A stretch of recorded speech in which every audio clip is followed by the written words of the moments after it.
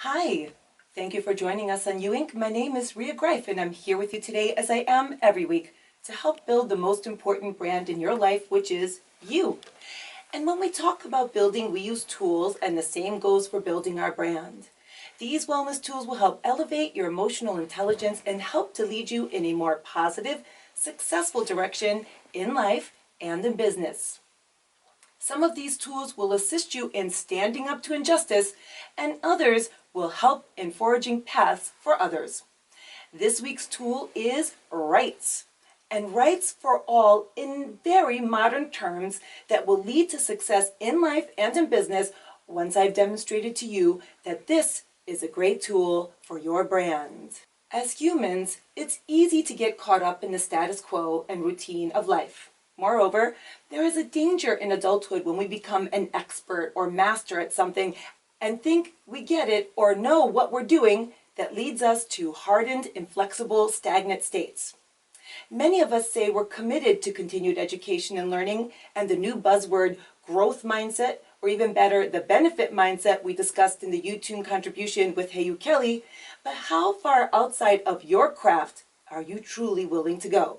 How open to adapting and surrounding yourself with an environment that won't simply affirm you, but push you to become a better version of yourself. This is where personal rights come in, and I am here to tell you that if this is you, you are violating your rights as a person and as a member of Earth. The book, written by coach, entrepreneur, and all-around growing human, CrossFit champion and trainer Logan Gelbrick, might just take you to a new level.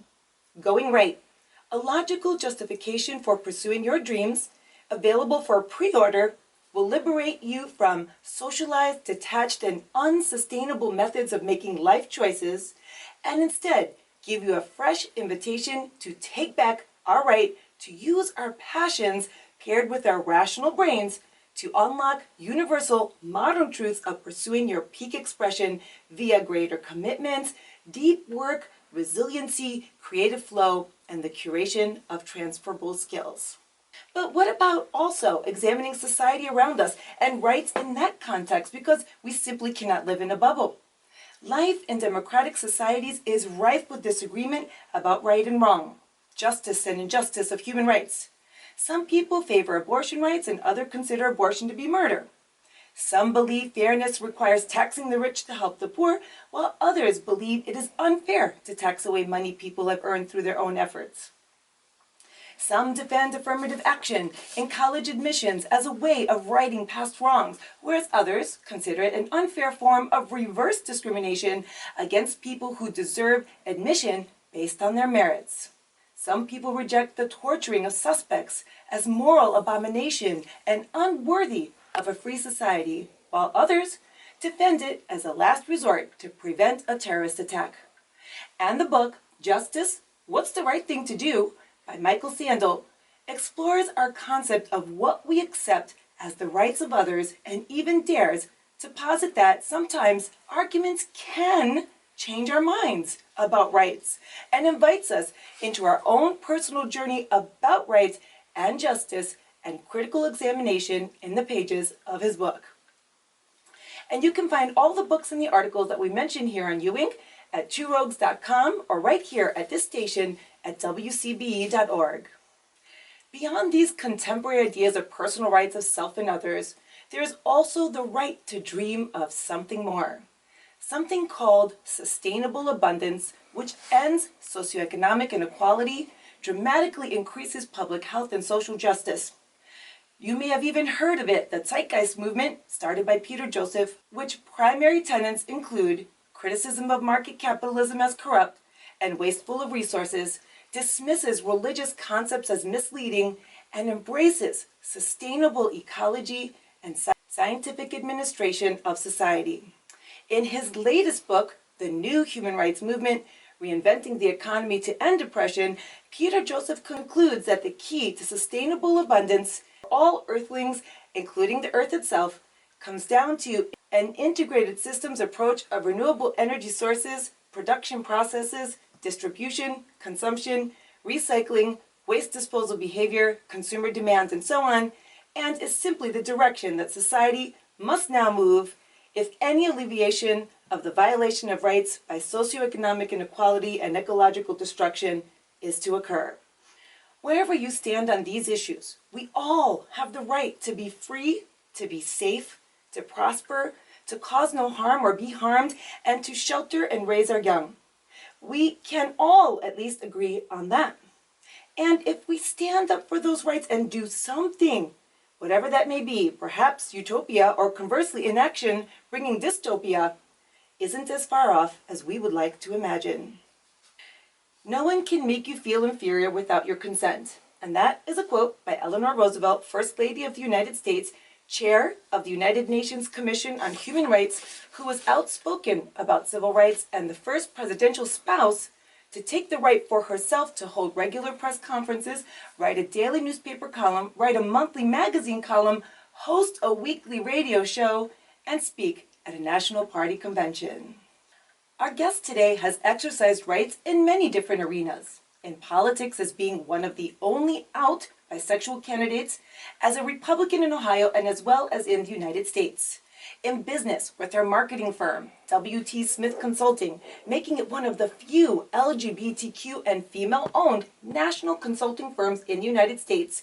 In activism as a vocal vegetarian, now vegan, for animal rights and the right to a good life with successes in sports, involvement with art and fashion. Whitney Smith is a pro in using her rights to fight the injustices brought about by some parts of the status quo and advocates and supports those along this same journey, both in business, politics, and personal lives. When Miss Smith isn't standing up for these rights and traveling across the globe to defend them, you can find her dining at your local mom and pop plant-based establishment or walking Sir Charles Darwin, her pet potbelly pig, at her neighborhood park. Welcome, Ms. Smith. Thank you so much for having me. And can I share the thing that we talked about earlier? Yes. And so when I wrote this bio, I hadn't seen you in some time. Yeah. And I walked into the studio. So one other thing about Miss Smith that you might want to know is that she is... I'm pregnant. Yeah! Okay, so I do want to start with Sir Charles, since that's how we first met, as you know. So you were taking for a walk at the Columbus Commons during one of the summer concert series that are open to the public. I think was it the science? No, it was, maybe, I thought for some reason it was a science event. Could have been. He'd been to quite a few Yes. events, rallies, concerts downtown. Right. And I imagine he helps you meet a lot of people. Does Sir Charles help defend the rights of farm animals via his sheer presence, do you think? Definitely. He has his own online presence, Sir Charles Darwin, the vegan pig, and I think just in the changes that he's made in my personal life, before getting Charles, I was a staunch vegetarian, and once I really looked deeper into it and had him in my house as a member of my family, I really realized that it was beyond just not eating meat. It was more of not exploiting animals for any purpose at all. Yeah. So when you say staunch vegetarian, you originally thought that veganism was too extreme. I originally had, as I think most people do in this country, a misconception about dairy, egg industries, because I thought they weren't contributing, naively thought they weren't contributing to the death. I maybe naively believed the image of a cow in a field, and then once I became, I would say, looked deeper into it, watched a few documentaries and became involved in the animal rights community, saw that the dairy industry actually is a lot more grotesque and inhumane even than the meat industry if you look deeper into it. Because of the babies too, they're sold for veal. Right. The babies, and also I am also recently really rediscovering how feminism and veganism really go hand in hand, and I personally think that it really is impossible to be a feminist in 2019 and still consume dairy. As someone who's now pregnant and soon to be a new mother, the thought of having a baby taken away, especially a mammal, cow baby, for example, taken away so that the milk can be used is just devastating. Yeah. It's heartbreaking. Yeah. So really, further exploring, my own beliefs of feminism, I found the tie between animal rights and being pregnant and soon to be a new mother. They all just kind of collided. And Sir Charles, I'm sure, inspired you even further. He definitely he inspired, I would say, the entire journey, and it's great to have him as a pet. But always I like to do a PSA when talking about a pet pig is there's no such thing as a micro pig or a mini pig. Breeders will outright lie and say that they will stay under 100 pounds, which is never the case. A miniature pig is anything under 500 pounds. So wow. if any of your listeners are interested in getting a pig, they need to be prepared to handle one that could get up to 500 pounds. Right. So then the pig grows, and then they're like, I wasn't prepared for this, and then there we go, they discard it. Yeah, yep. in the rescue community, there's a huge influx of potbelly pigs and pet pigs they're house trained. They're used to living inside. They can't really comfortably live on a farm or anything like that, but they are quite large. So if anyone is considering getting a pig, they need to have a proper space. Right. But it's definitely totally doable. Right. Just totally out of the blue, I have to tell you the story. Someone in Clintonville had one and had grown out of control, and they couldn't find anyone to take him, so they just turned him loose in the neighborhood. And of course I took him in, and he came in, and then we found someone who had an urban farm because I didn't have the room for him. So yeah, this totally absolutely happens. That's evidence of that. But it was fun having him around for a while. Yeah. Okay, what about those who say that circuses, zoos, or horse and dog racing is okay? How does one explain that these animals are not choosing this lifestyle, and that is a violation of their rights as well? I would say there's actually an upcoming animal protest here in Columbus because a circus is coming to town. My children and I go all the time. I was going to say, we've heard that's the rodeo too. I was going to say, I just got invited to one.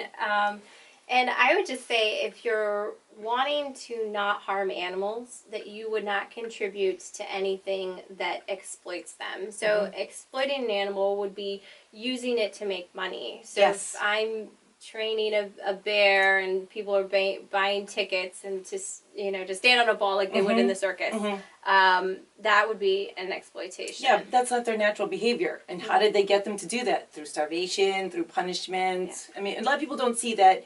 And that's one of the great things about protesting. We talked about, utilizing your rights to stand up and have a voice.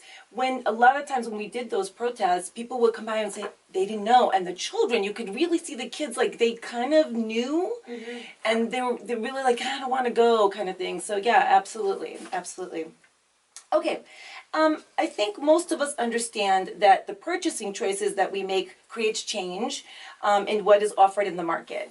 Plant-based cuisine is on the rise, lab-grown meat is here, but as an animal rights advocate and former politician and owner of a company that helps with marketing candidates for successful runs, why don't we see candidates running on these ideologies for their campaigns for animal rights? I think because they don't vote? Well, I actually think we are now. We do have Cory Booker. He's a Democratic candidate for president. He's vegan. I did not know that. Yes, and you've got a lot of politicians now are turning on to the fact that veganism helps the environment. Yeah. So we're looking at sustainability and lowering our impact on the environment. A vegan diet and a vegan lifestyle obviously does that because of the huge amount of space, resources, even thinking about water that it takes for animal agriculture to produce is way more than any plant-based alternatives. So I think that more and more we're going to see politicians advocate for that simply based on the environmental ramifications of consuming meat. But they can also take the angle, because a lot of people love their pets, and we know animal cruelty really gets people riled up. They can even run something on their platform like saying, we're going to increase, penalties and, punishments to those who, have cruelty to animals, blah, blah, blah, blah. But we haven't seen that yet, right? Well, I think, it's funny you say that, because my shirt today, I think a lot, at least for me, animal activism began in the rescue community. I've been involved with helping dogs and cats since I was in high school. I've always had rescue animals, but I never made the connection between the abuse of a cat and a dog and that I was eating a hamburger. But once you do make that connection, and however someone comes across that journey, I think it is helpful. But I think that that's something you kind of have to come across on yourself. Gotcha. I don't really know if further legislation on animal abuse would change people's minds to other animals. I think it would probably be increasing awareness of what happens in animal agriculture right now.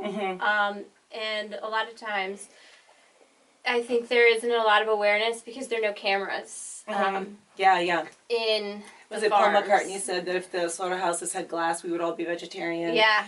And I interviewed Milo Runkle, the founder of Mercy for Animals, out at Burning Man, and he talked a lot about, you know, that's compassion. You kind of have to kind of grow into it, and you come to it through your own path. So that makes a lot of sense. And what was that app that you used in terms of like your impact? I saw that when I was looking at your social feed. Oh. Yeah. What is that? Because I didn't catch the name. Yeah, it's Quit Meat. Okay. So it's a really cool app. I've been vegan for roughly a year, vegetarian for quite a few years, but this app, you can put in the date you start. It could be maybe today if you're listening, but it lets you know your environmental impacts, how many animals' lives you've saved, also I believe it is your carbon footprint impact, and also the water that you've saved by just choosing cruelty-free life. Right. And that goes back to the book that we were talking about. Like, we have to have that sustainable mindset if we're all going to move forward. In an article in 2016 from the Columbus Dispatch, when you were running as a Republican candidate for the Franklin County Commissioner, there was a quote by John O'Grady's campaign manager, Jamie Staley, that you, and I quote, he said, will do anything for a headline in response to you filing an election complaint against Republican candidate Donald J. Trump the day before elections, to which your campaign manager, German Trejo, responded in a quote that everyone in government should be transparent. Where did you see this as a way to exercise your right as a citizen? This is a multiple question. And what can citizens do in situations where there might be backlash to fortify themselves, to fight for their rights, and to fix the wrongs in the world other than Facebook rants, heated discussions at family gatherings, or complaining to coworkers about today's headlines? This is such a great question. And back in 2016, I got asked this a lot. So how I ran my campaign and how I run my company is to be the change that you want to see in the world.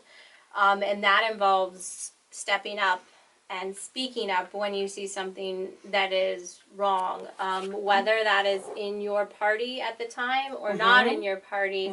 And I would say back then, what I would say is that I'm, someone that believes in transparency, is anti-corruption, as a woman, is a lot of things before I am a political party. And I believe in transparency and accountability way before I believe in a party ID, which the last time I ran for office, I ran as an independent. Right, that's my next question. You can see where that got me. Right. But I, as someone that's worked in politics for years, I've worked on over 300 campaigns across the United States, and I've worked with both Republicans and Democrats and independents, and I've seen that your internal integrity and your internal morality has to rise above a political idea. And I think right now in this country we see a lot of very good people putting, I would say, their morality and values aside just to follow a party ID. Yeah. And those are people that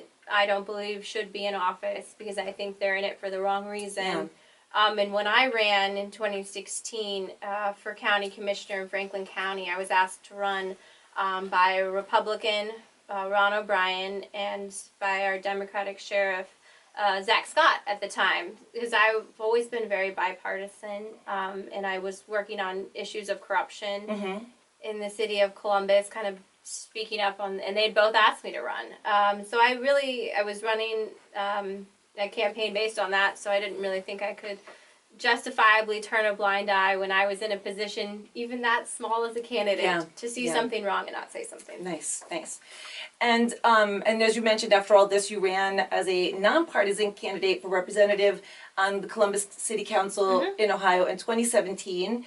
And here is a quote by you on your campaign website: "Whitney is fighting the culture of corruption in Columbus. Whitney is self-made and understands the importance of hard work and honesty. She will combat career politicians and special interests control and bring back integrity and transparency to Columbus City Council." Do you think that in order to be truly free to be representative of your constituents, you have to be nonpartisan? Do you think that that's the only way?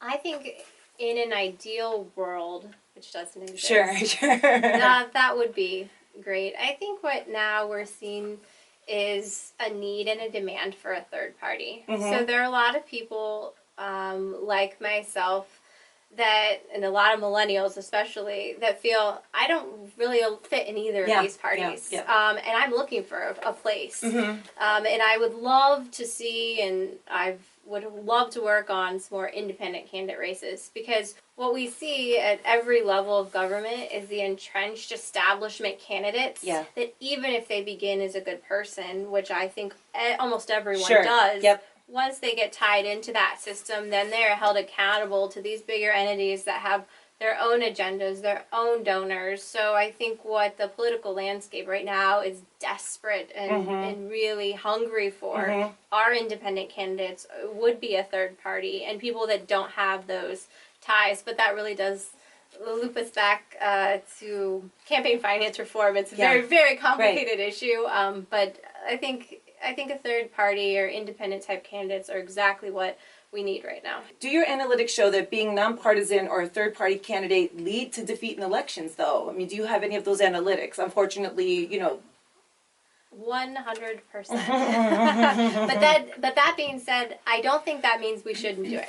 Right. I think that right now, if you would like to run as a third party candidate, it's helping to pave the way. One of the biggest problems that third-party candidates face that most people don't ever think about is the point of entry to get your name on the ballot. So if you are one of the two major parties, you have to collect a certain amount of signatures and meet these thresholds. If you are a third-party candidate, say a Green Party or Independent Party or Libertarian Party or whatever it is, you have a higher threshold to even get on the ballot. You have no party infrastructure to help you, and it's a lot more costly, time-consuming, and I think you'll look at it, even getting listed as a party is an incredibly cumbersome process, and the system is set up to keep third-party candidates out, which I would love to see a change. However, the very people that make the laws are of the two major parties, so it would not be, I guess, wise of them to change it. So they can still be nonpartisan in spirit and run as a member of a party without disjointing their party and undercutting them. It's possible to do that. I'm not sure. I think it really would depend on the candidate themselves, and if they're willing to go against what the party tells them to do. We have seen some recent votes here in Ohio, the Ohio House. I did see some state representatives cross party lines and not vote for, I believe it was the heartbeat bill, which for some Republicans did cross the party line and not support it. So I think it does happen, but then if, they'll see a backlash, they may get a primary, they may lose financial support. So I think you'll definitely see there's a backlash, there's a consequence, but I do think doing the right thing, for the very least, remembering why you ran for office, and even if that means you're a one-term, two-term candidate, and you did the right thing, I feel that's the real victory. And that's really the only way to kind of open up the path for someone to get all the way there, right? Each person has to kind of do their little part, and then eventually someone gets there. So it can't just be you right now, but don't give up hope. And if you're a young person, you can vote for these people. You're a new person who's voting, you can vote for these nonpartisan candidates, or you yourself can try it, or like start on one platform and then maybe do some of those kind of conversions. But well, I think it's a common misconception also that both parties will say voting for a third party is throwing away your vote.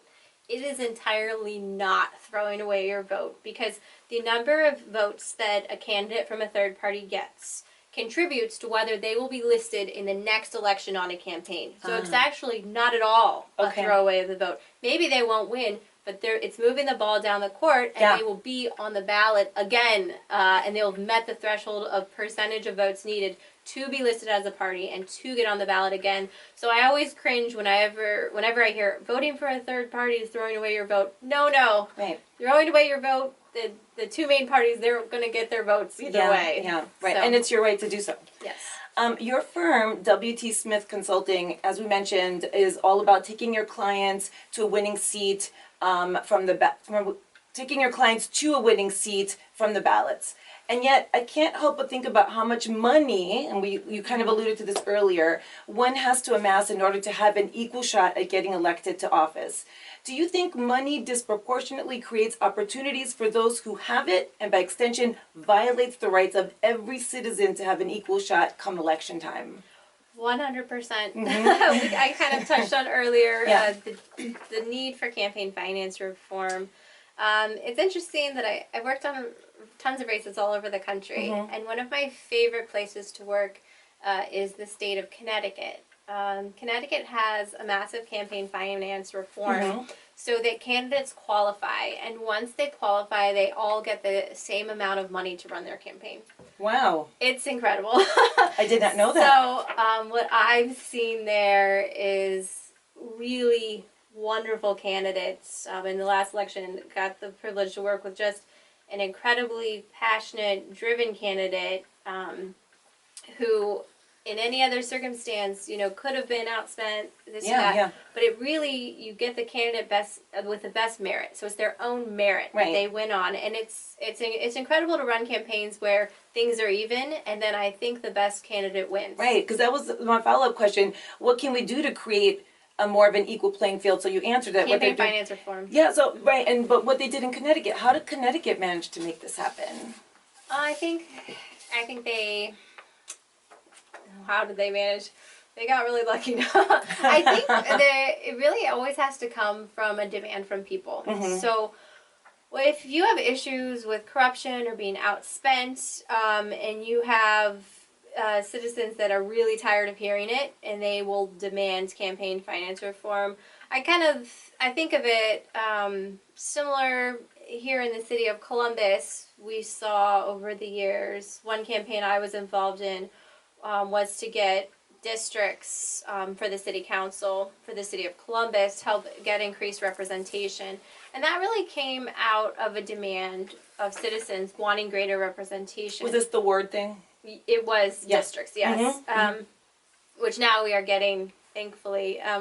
But I think it really has to come from a demand of people. When we were working on that issue, we would hold protests, we would hold press conferences, we would mobilize people to really get involved. So I think you really have to show they're energized around it, and people have to care. Yeah.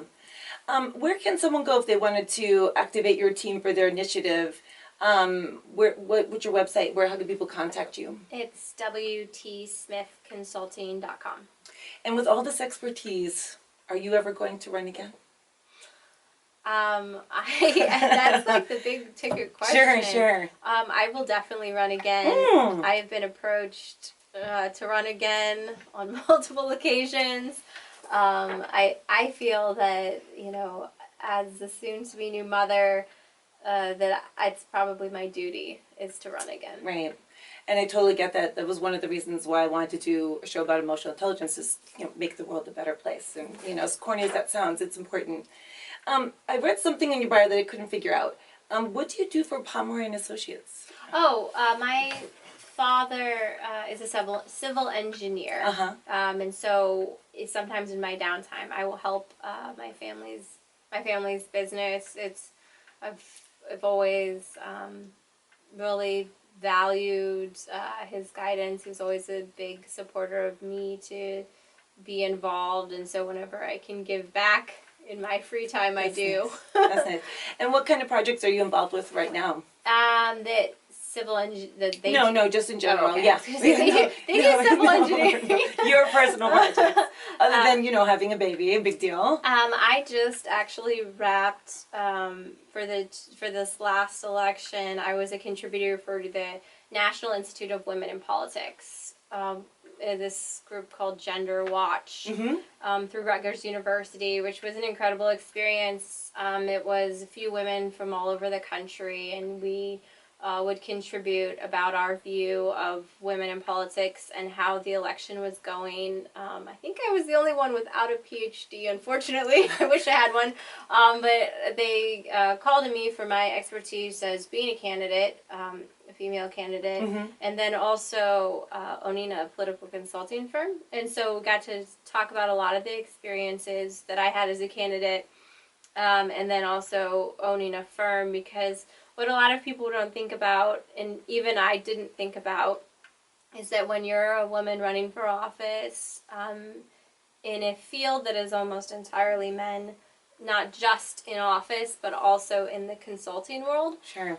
You can get swept up into someone else's idea of what a woman should be when running for office. So I'm a strong advocate for women who do run for office to seek female consultants, to seek advice from other women, because I think a lot of times male consultants will kind of change a woman into, I wouldn't say what they think it should be, or if it's marketable or something. Some contrived idea that comes off very disingenuous. And I think that from all of my experience, I've seen that the best, most winning, successful candidates are people who are themselves and who are honest with who they are. And I think that being genuine pays off. Right, congratulations on that. Good way or bad way with some candidates. It's in the future, though, I think that people like you who stand up for rights and really have strong convictions and are not afraid to share them and take those risks. I think the future is brighter when I'm thinking about you being there somewhere standing up for those rights. So I thank you for that. Thank you. And thank you for coming on to You Inc. Thank you for having me.